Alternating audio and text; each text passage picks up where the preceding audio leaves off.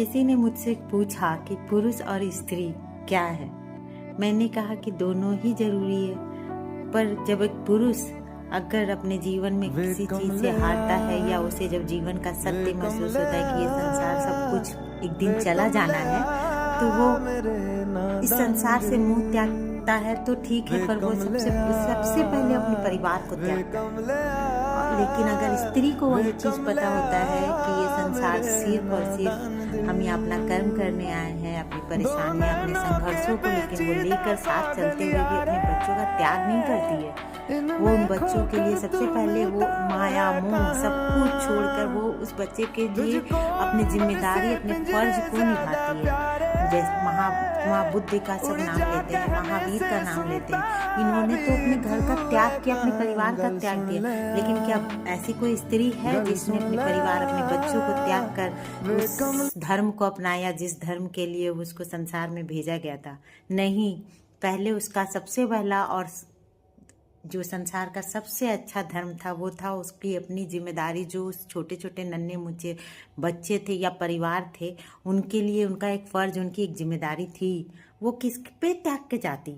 तो ये स्त्री का सबसे बड़ा और सबसे अमूल्य धन है कि स्त्री जो है वो त्याग अगर करती है तो सिर्फ और सिर्फ अपने बच्चों के लिए, अपने परिवार के लिए। और पुरुष जब भी त्याग करता है तो उसकी पहली सोच होती है कि मेरा खुद का जगह कहाँ है, मैं कहाँ पर खड़ा हूँ। शायद ही कोई ऐसा पुरुष होगा जो सिर्फ परिवार के लिए करता होगा। जब वो परिवार के लिए करता है ना, तो भी वो उसके पास एक ही चीज़ होती है कि मेरा मेरा मेरा खुद का, मेरा परिवार। लेकिन जब स्त्री करती है ना, तो उसे पता है कि मेरा फर्ज, मेरी जिम्मेदारी, मेरा परिवार, मुझे करना होगा, मैं भाग नहीं सकती इनसे। वो अगर ऐसा कोई त्याग भी करती है ना, तो सिर्फ और सिर्फ अपने परिवार के लिए। वो कोई काम करने निकलती है तो उसको ये महसूस होता है कि घर जाना है, मेरे बच्चे खोज रहे होंगे। पुरुष ये सोचता है कि घर तो जाना है, बच्चों के लिए कुछ लेके जाना है, पर थोड़ा अपना भी देख लूँ, थोड़ा कर लूँ।